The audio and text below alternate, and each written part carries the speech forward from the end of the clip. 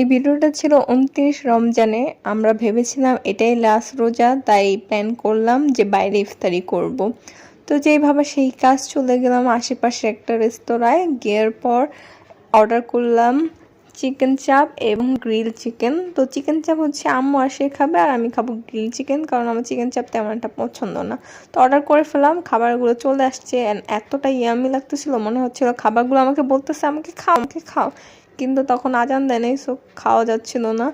খাবারগুলো দেখে ক্ষুধাটা দ্বিগুণ বেড়ে গেছিলো, কিন্তু কি আর করার, আমরা ওয়েট করতেছিলাম কখন আজান দিবে। তো আজান দেওয়ার সাথে সাথে আমি ঝাঁপাইয়া পড়ি খাবারের উপরে অ্যান্ড গপ গপ করে খাওয়া শুরু করি। অ্যান্ড এই পর্যায়ে শিলাবৃষ্টি হচ্ছিল অ্যান্ড আওয়াজ হচ্ছিল অনেক, তারপরে ঠান্ডা বাতাস ছিল, ওয়েদারটা জোশ ছিল।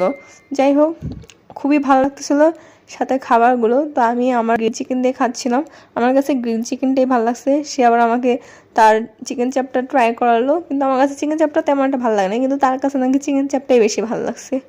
যাই হোক, কোনো ব্যাপার না। তো আমরা আমাদের মতো খাচ্ছিলাম।